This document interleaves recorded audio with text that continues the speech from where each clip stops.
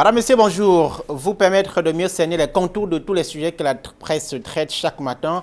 C'est l'objet de cette émission que nous vous proposons chaque jour entre 9h20 et 10h sur Equinox Télévision. Oui, c'est la revue des grandes une édition de ce vendredi. C'est la dernière édition de la semaine. Tout de suite, Madame, Monsieur, voici le résumé de ce que la presse propose ce matin. La une de la Nouvelle Expression, BIA à Genève, samedi. Des incertitudes, titre le journal ce matin. Alors que les Camerounais de la diaspora menacent de perturber le séjour du président en Suisse, des activistes pro-régime projettent d'assassiner Kamto au Cameroun sans que le gouvernement ne daigne réagir. Écrit le quotidien La Nouvelle Expression, parution de ce matin. Anti-Covid, le Cameroun outillé, écrit le journal en son oreille de une ce vendredi. Le Cameroun outillé dont le pays peut se vanter de compter à la fois sur sa pharmacopée et sur une technologie innovante, c'est-à-dire des pages 5 à 7 de la Nouvelle Expression, parution de ce jour. Défenseurs au péril de leur vie, titre le journal.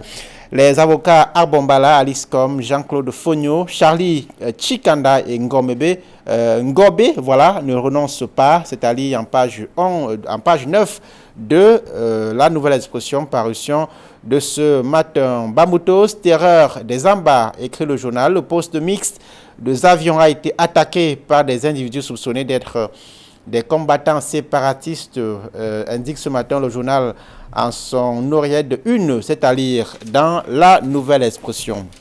Autre journal en kiosque ce matin, vous lirez le quotidien Le Messager qui parle de Paul Biya à Genève, cahier d'un retour infernal, s'exclame le quotidien Le Messager. Malgré les assauts de la milice helvétique, écrit le journal, la brigade anti-Sardina appelle à manifester contre le régime du renouveau demain sur les bords du lac Léman. C'est en Suisse, c'est à lire dans le journal ce matin. Avec un pied de une, opération épervier, Mebengor continue la contre-attaque. Accusé de détournement de deniers publics des marchés de 2012 à 2013, l'ex-ministre de la Défense confond ses bourreaux. C'est à lire dans les colonnes de Le Messager. Émergence par ce matin de Genève. Paul Biya panique, écrit le journal. La manifestation projetée de la base samedi prochain ne laisse pas le gouvernement indifférent. Il appelle la diaspora au calme. L'article est à retrouver en page 5 de l'édition de Émergence de ce vendredi. À la une de l'Œil du Sahel, parution de ce vendredi, c'est un tri-hebdomadaire évidemment. Talakachi, Boko Haram attaque une école et un poste avancé de l'armée. C'est allié dans les colonnes de ce tri-hebdomadaire régional ce vendredi. Mutation est en kiosque ce matin et parle du Cameroun et de la Guinée équatoriale. Le trait d'union Sonara écrit Mutation. La réhabilitation de la Société nationale de raffinage évoquée au cours d'une audience entre le ministre de l'eau et de l'énergie et son homologue équato-guinéen. C'est à lire en page 9 du journal qui a également son pied une manifestation anti-Biya. La bataille de Genève, écrit le quotidien. Le jour est en kiosque ce vendredi avec à sa une Douala, des réfugiés d'un autre genre. Le journal vous propose un reportage au lieu dit fret aéroport dans la capitale économique du Cameroun. Vous lirez ce reportage en page 5 du quotidien Le Jour dans son édition de ce matin. Eco-Santé parle de la riposte contre le Covid-19, les plateaux techniques des hôpitaux améliorés. Eco-Santé qui est en kiosque ce jour. L'économie quotidien parle ce matin de la CEMAC, la BVMAC.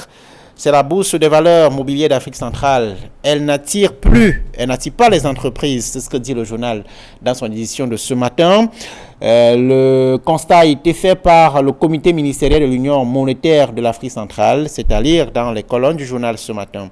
Vous lirez également dans les journaux ce matin, Cameroun Tribune, manifestation contre le chef de l'État, antipatriotique, s'exclame le journal Cameroun Tribune, qui parle de ce communiqué signé hier du ministre de la Communication, porte-parole du gouvernement, René-Emmanuel Sadi, qui condamne des actes qui portent atteinte non seulement à la personne du président de la République, mais également aux institutions qu'il incarne et à l'image du Cameroun. C'est à découvrir dans les colonnes de Cameroun Tribune, parution de ce jour.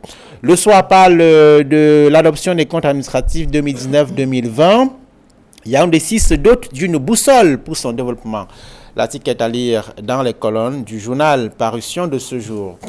Retour en plateau, madame, messieurs, pour décrypter tous ces sujets avec nos invités de vendredi. Ils sont déjà là. Camille Nélé, bonjour et bienvenue. Donald Brice Kamouran, bonjour. Bonjour Georges Sémé. Bonjour téléspectateurs d'Equinox Télévision, mais un bonjour spécial au prince Kouo Mapoka Betote, le chef de la famille Bekene.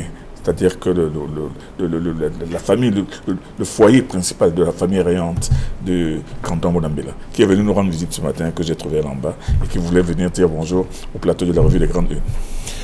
Merci d'être avec nous ce vendredi, comme chaque vendredi. Oui, votre vis-à-vis ce vendredi, c'est comme tous les vendredis, c'est bien. Georges Sémé. Georges, bienvenue. Merci, bonjour à vous Donald, bonjour Doyen, bonjour à tous les téléspectateurs de cette émission. Permettez-moi d'adresser un bonjour particulier à un lointain téléspectateur de ce plateau qui est du côté de Marois, M. Adamou Yaouba, qui m'a confié discrètement qu'il adore bien les analyses du Doyen avec son chapeau traditionnel et les mêmes bien évidemment. Et le présentateur. Bonjour monsieur, à vous, Adamou. Merci mon cher Adamou de nous regarder à Marois, chef-lieu de la région de l'extrême nord. Nous ouvrons ce décryptage par la nouvelle expression, comme chaque matin, qui a sa une ce matin, bien à Genève, le samedi, des incertitudes, écrit le journal, alors que des Camerounais de la diaspora menacent de perturber le séjour du président en Suisse. Des activistes pro-régime projettent d'assassiner Kamto au Cameroun, sans que le gouvernement ne daigne réagir. Kamine, à quoi faut-il s'attendre demain? Ben là, déjà, moi j'ai l'impression que le grand titre de la nouvelle expression, c'est une mayonnaise assez curieuse. Non seulement on nous parle de vendredi, qui est demain des manifestations que l'on qualifie, que l'on prévoit bouillantes et incertaines, mais de l'autre côté, on est en train de dire qu'il y a des militants pro-régime qui complotent et se préparent à assassiner Paul Biya, Maurice Kamto, si jamais Paul Biya est attaqué à Genève. Moi, je pense que c'est un mélange assez indécent. D'un côté, si à Genève, ces Camerounais ou ces activistes, parce que j'ai du mal à croire que tous sont des Camerounais, parce que nous savons tous comment ça se passe en Europe, où quand on veut faire foule, on recrute un peu n'importe qui, on recrute tous les Africains qui sont là à ne rien faire, qu'on peut dire venez faire foule avec nous, venez porter des drapeaux. C'est vrai qu'il y a des Camerounais, mais il y a aussi beaucoup d'étrangers là-dedans. Alors c'est ces gens-là qui se considèrent, qui se qualifient comme des membres de la diaspora et qui ont décidé de venir perturber le séjour du chef de l'État. Ce n'est pas la première fois que cette base, qui n'est ni un parti politique, ni une association homologuée, le tente de le faire. Mais de l'autre côté, on réalise avec effroi que des ambazoniens dont les photos et les vidéos inondent horribles, inondent les réseaux sociaux chaque jour avec des tueries, des décapitations. Eux aussi sont de la partie et sont même arrivés jusque pratiquement devant le perron de l'hôtel pour, disent-ils, capturer Paul Biya. Moi, je pense que là-dedans, on est en train de malaxer les Camerounais dans tout et n'importe quoi à la fois. Tout et n'importe quoi, parce que la manifestation que l'on dit prévue pour samedi et qui, selon les réseaux sociaux, aurait même déjà obtenu l'autorisation des autorités municipales de Genève, bon, elle est organisée par qui? Pas des gens sans visage, puisque ce n'est pas une association, c'est un groupe d'activistes. Mais maintenant, de l'autre côté, quand on réalise que... Laissez-moi terminer, Donald Brice-Kamouran, parce que moi, je pense que... Oui, non, je n'aime pas cette expression de chuter, parce que la chute, ça veut dire que je suis en train de... Vous n'êtes pas seul sur le plateau, je sais, il faut bien que Georges place un mot sur le sujet. Non, mais je veux relever sur toute cette histoire où on dit que des miliciens pro-Biya projettent d'assassiner Paul Biya et le gouvernement ne fait rien. Maurice Kamto. Maurice Kamto, Paul Biya et le gouvernement ne fait rien. Moi, je n'aime pas cela. Et ce n'est pas bien du tout. Ce n'est pas une image exacte. On a vu un activiste qui est venu faire son show devant le domicile de Paul Biya. Et vous voulez que... Maurice Kamto à Yaoundé. Maurice Kamto à Yaoundé. Et vous voulez que le gouvernement fasse quoi? À l'empêcher. La montée de la violence que l'on enregistre dans les réseaux sociaux et dans les discours favorise ce genre de choses. Donc pour vous, le gouvernement n'a rien à faire. Mais puisque de toutes les manières, vous avez entendu déjà le directeur du cabinet civil qui désapprouve, et le président Paul Biya, à travers la déclaration de M. Samuel Nvodna-Yolo, a dit que M. Samuel Nvodna a dit que le président de la République non seulement n'aimerait pas que les Camerounais s'entretuent entre eux. Et moi, je pense que c'est un message d'apaisement pour faire comprendre aux gens de ne pas aller trop loin. Parce que c'est comme ça que les guerres civiles commencent. Très bien. Alors, je sais bien, le gouvernement, hier, dans un communiqué publié par son porte-parole, René Manuel Sadi, condamne des actes antipatriotiques, des démarches visant à, je cite, ternir l'image du Cameroun c'est la meilleure attitude à avoir face à ces manifestations prévues demain à Genève? Alors d'abord, je répondrai à votre question avant de revenir peut-être sur le titre de la nouvelle expression qui parlait des samedis, des certitudes, parce que c'est très intéressant. Alors la sortie du gouvernement, pour moi, elle est opportune.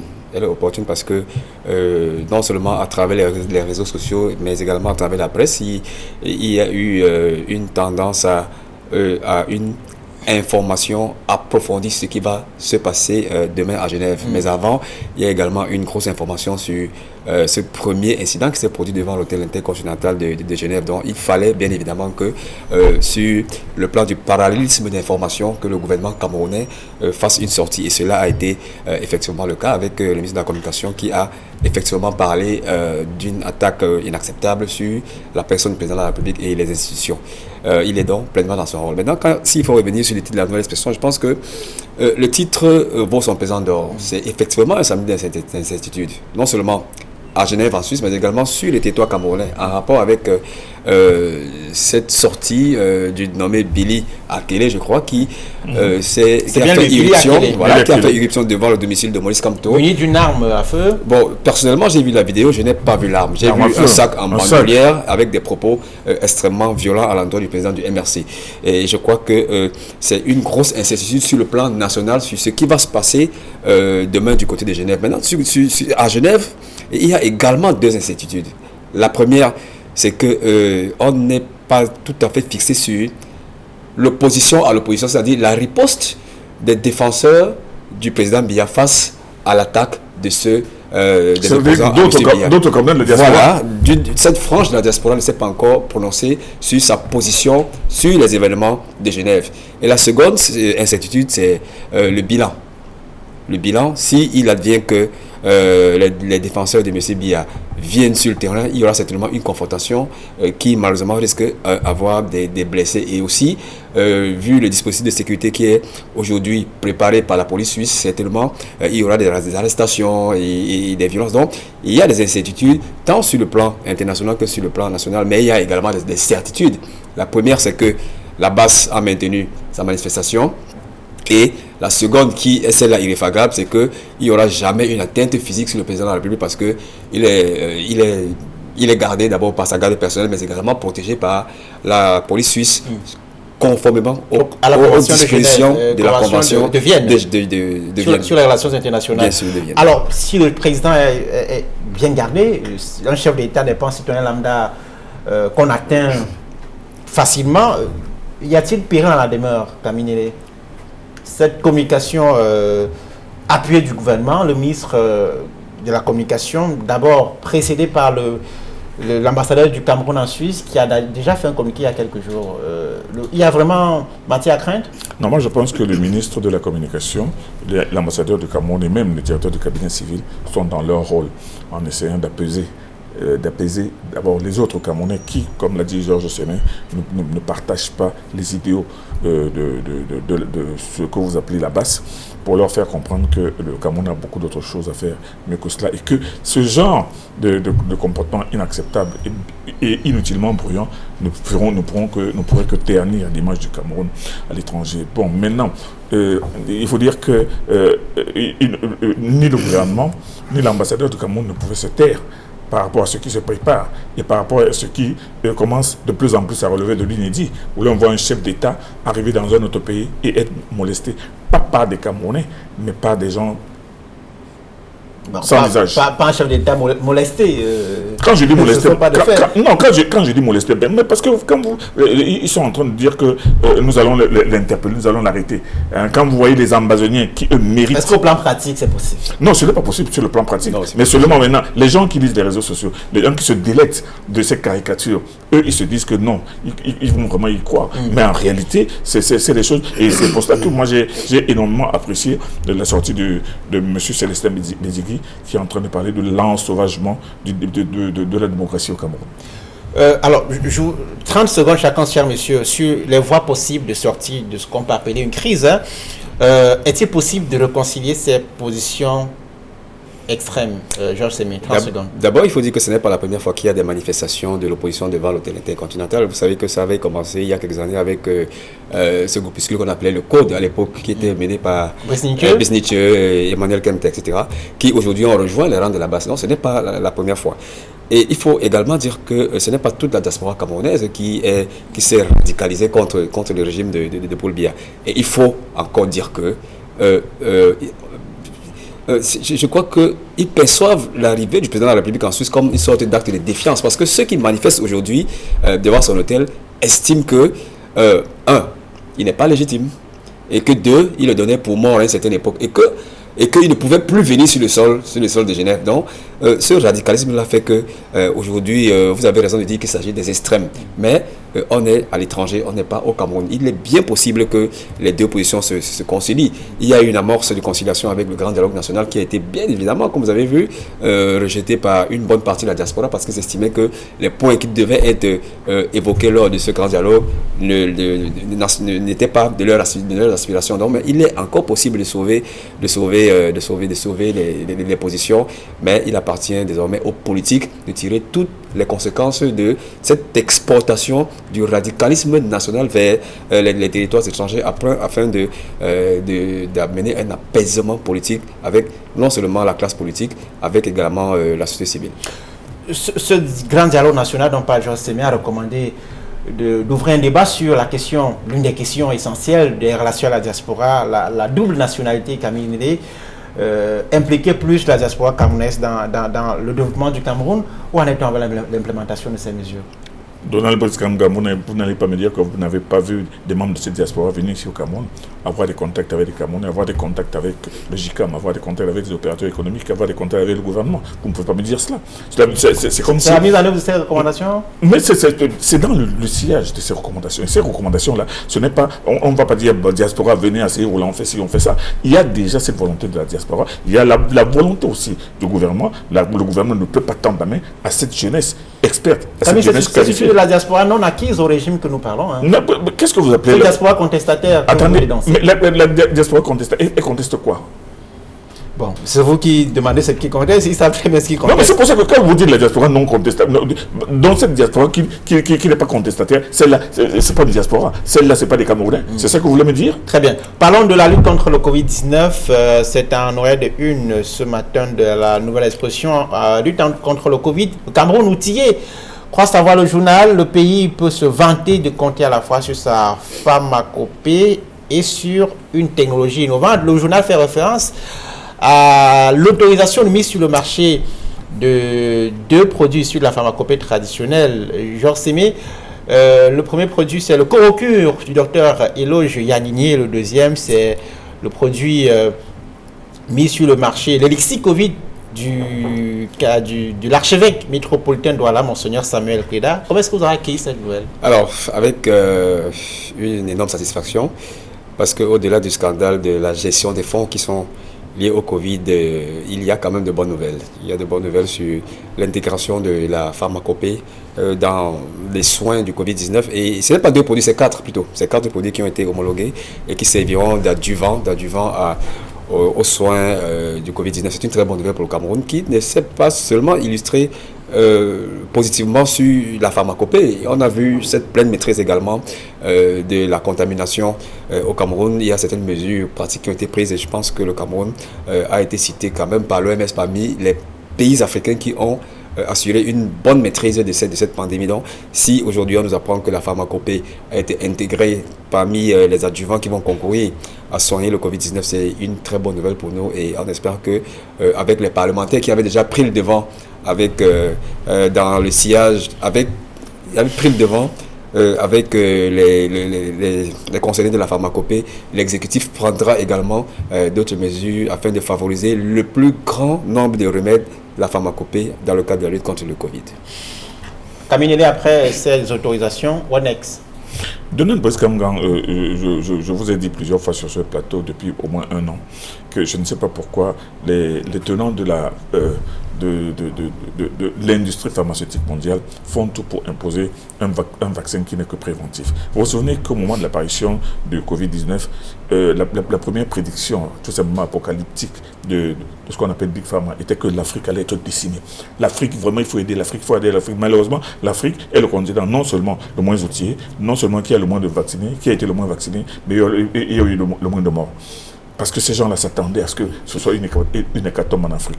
Et au moment où cette pandémie était en train de faire rage, le monde entier était confiné, on a vu Monseigneur Cléda sortir une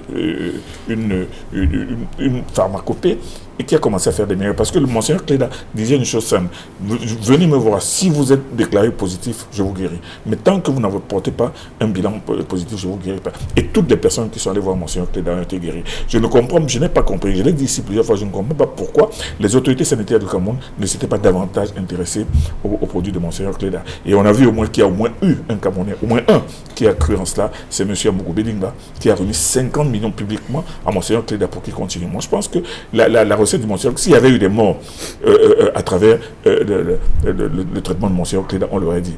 Et c'est une façon de dire qu'il fallait, et beaucoup de Camerounais l'ont dit, il fallait croire en notre pharmacopée traditionnelle. La preuve aujourd'hui, si le ministre revient à cela, et au moment où on est en train de parler de nouveaux variants, on est en train de faire peur au monde entier en disant que les nouveaux variants qui arrivent peuvent même être plus dangereux que le Covid. Non, on se pose bien des questions. Parce que je me souviens d'une chose, Georges Semen. Il y a un an, quelqu'un mourait à 10h, on l'enterrait à 11h. On voyait des gens venir avec des tenues de cosmonautes blancs et tout ça. C'était la terreur. Aujourd'hui, on ne voit plus ça au Cameroun. Pourquoi ? Alors moi je comprends, il faut que les gens comprennent que nous aussi nous avons notre génie en nous. Nous avons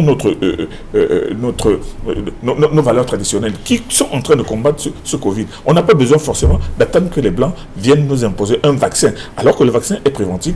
Ce qui est accepté aujourd'hui, ce qui reçoit aujourd'hui l'onction du gouvernement, ce sont des produits curatifs. Attendons de voir ce que ça va faire. Et vous allez voir que même contre cela, l'industrie pharmaceutique va bientôt se lever pour dire que non, ça vaut rien. Alors, ce sont 5 médicaments à base de plantes naturelles au total. Georges, est-ce qu'on ne finit pas par là où on aurait dû commencer? Alors, je pense que c'est une maladie qui a surpris tout le monde. Il faut le dire, que ce soit la communauté scientifique, que les naturopathes. Et je crois que ce soit la médecine ou alors la médecine traditionnelle, chacun a sa partition à jouer.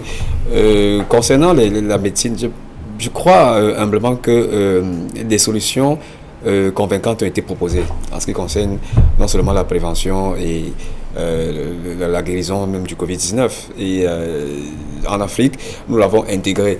Mais je crois définitivement qu'on devrait également vulgariser nos solutions locales. Et cela, comme je disais tout à l'heure, cela a été très vite compris par les parlementaires qui ont pris attache avec certains naturopathes très vite et qui finalement ont peser sur l'exécutif afin qu'on arrive aujourd'hui à l'homologation de ces adjuvants. Donc je crois que ces deux médecines, la médecine traditionnelle locale et la médecine des Blancs, comme on l'appelle trivialement, sont complémentaires et parce que de jour en jour... Sur le timing, au plus fort de la crise en 2020, au moment où l'opinion publique était stressée par cette maladie, je disais tout à l'heure pourquoi attendait que ces solutions locales puissent être incorporées dans le plan de Je disais que c'est une maladie qui a surpris tout le monde. Ça a autant surpris les spécialistes de la médecine mondiale, les grandes firmes pharmaceutiques que vous connaissez, mais également les naturopathes.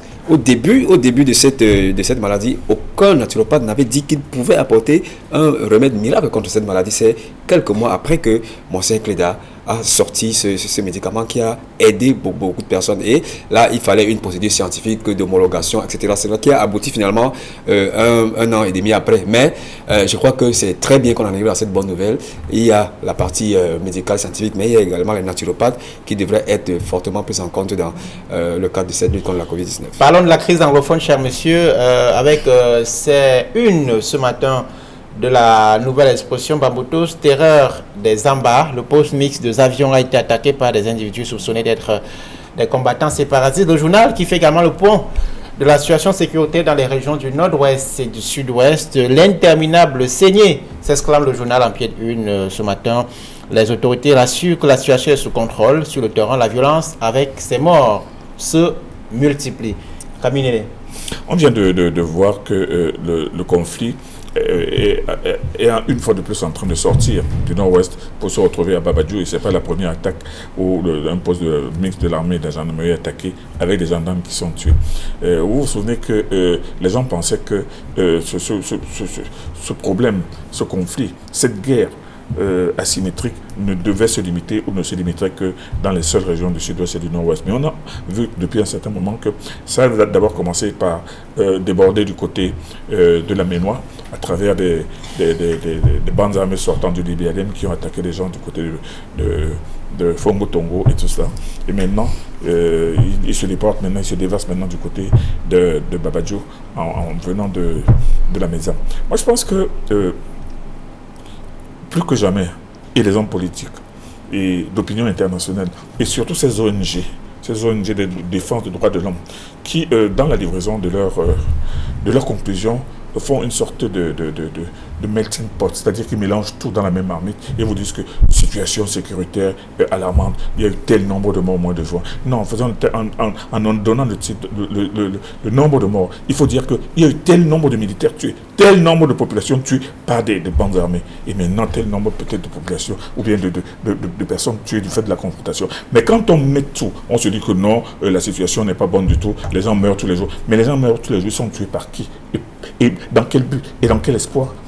Donc moi, c'est pour ça que je suis en train de dire qu'on ne va pas seulement se contenter de dire que la sécurité. Vous imaginez ce que c'est qu'un simple département, comment il est vaste, et comment est-ce qu'on peut déverser les militaires dans ce seul département au moment où, de l'autre côté, du côté du sud-ouest, il y a des attaques tous les jours, du côté du nord-ouest, et du côté de Kumbo, il y a des attaques tous les jours, du côté de l'extrême nord, il y a des attaques de Boko Haram, et vous pensez que cette armée va se démultiplier comment? Les gens ne réalisent même pas que le Cameroun lui-même est tiraillé par 1000 affaires, 1000 attaques de groupes armés. Et de groupes armés non identifiés qui en réalité ne luttent pas pour un combat idéologique, mais tuent pour tuer et vandalisent et kidnappent et terrorisent. Dans ces conflits, Georges Semi, notamment celle du nord-ouest et du sud-ouest, la solution militaire jusqu'au bout, comme dit Camille Nélé? Oui, je crois que c'est le rôle de l'armée de défendre l'intégrité de notre territoire, puisque la crise anglophone naît d'abord de ce que ceux qui revendiquent ils ont appelé ça la sécession, veulent la partition du Cameroun. Alors je crois que le rôle de l'armée, c'est d'abord de défendre l'intégrité de notre territoire, mais également d'assurer la paix. Et c'est ce qui est fait depuis 2016 que cette crise a déclenché. Sur les événements de Maputo, je pense que ça nous enseigne deux choses. D'abord que ces bandes armées disposent d'une certaine capacité de nuisance. Ils peuvent également se déplacer où ils veulent. On parlait tout à l'heure de la région de l'Ouest, mais il y a eu des frappes. Des attaques de ces séparatistes du côté de la région du littoral aussi. Donc ça veut dire qu'ils disposent d'une capacité de nuisance et d'une capacité de mobilité certaine. Mais là, question fondamentale à se poser, est-ce qu'il s'agit encore de ces revendications originelles sur l'indépendance de la région anglophone? On a plutôt l'impression qu'il s'agit des grands bandits qui font du grand banditisme, qui vont de village en village rançonner des personnes et qui pillent les biens et les personnes. Mais l'armée y est. Si on est aujourd'hui arrivé à maintenir uni le territoire camerounais, ça veut dire qu'il y a quelque chose qui a été fait par l'armée, et malheureusement on se rend compte qu'il y a également de l'autre côté, de l'extrême nord, Boko Haram qui attaque, et l'armée est encore toujours là. Le Cameroun est attaqué par plusieurs fronts, l'armée veille et elle est amplement dans son rôle. Pour les régions du nord-ouest et du sud-ouest, je vous relance sur cet aspect. Pour les régions du nord-ouest et du sud-ouest en crise, les actions militaires, oui. Où en êtes avec les solutions politiques qui sont préconisées, notamment au dialogue, les discussions avec les acteurs des régions en crise? Alors, à côté de l'action militaire, bien évidemment, il y a des solutions politiques, j'allais dire des solutions administrativo-politiques. Il y en a qui sont issues du dialogue national, mais je crois que le gouvernement n'a pas attendu le dialogue national pour implémenter des attaques de solutions en faveur de la région anglophone. Nous avons eu l'intégration la création au sein de la Cour suprême d'une section common law, par exemple. On a eu également l'intégration de plus des milliers d'enseignants de sections anglophones au sein de la fonction publique. Donc, ce sont des solutions administratives qui ont concouru à la résolution de la crise anglophone. Je ne parlerai pas du plan de reconstruction du NOSO qui est en cours. Donc, à côté de cela, je crois que il faut lier l'administration, les solutions administratives et les combats armés afin d'éradiquer complètement cette crise. Les mesures que vient d'énumérer Joël Sémé, introduction d'une section common law à l'ENAM, recrutement des enseignants de langue anglaise et tout cela, est-ce qu'elles sont suffisantes? Mais ces conditions-là, ces préoccupations avaient été posées par des gens qui au départ estimaient que les anglophones étaient marginalisés dans ce pays. Mais quand M. Sissoko Tabeye est venu avec des forces armées, c'était pas pour cela, c'était pour prendre une partie du Cameroun pour en faire un pays. Alors quand vous êtes en train de parler, maintenant quelles sont les solutions? La solution, est-ce que vous suivez l'actualité avec ce qui se passe actuellement du côté de Kumbo, où des groupes armés s'entretuent entre eux? C'est-à-dire que des groupes, j'ai encore vu une vidéo ce soir comment un groupe est en train de tuer le membre d'un autre groupe, il mitraille le corps. Vous avez énuméré tout cela, Camille. Nous sommes dans les solutions. Non, je suis en train de dire que il y a une solution quand déjà les bandes elles-mêmes commencent à s'affronter entre elles. Nous nous retrouvons dans une situation d'ensauvagement généralisé.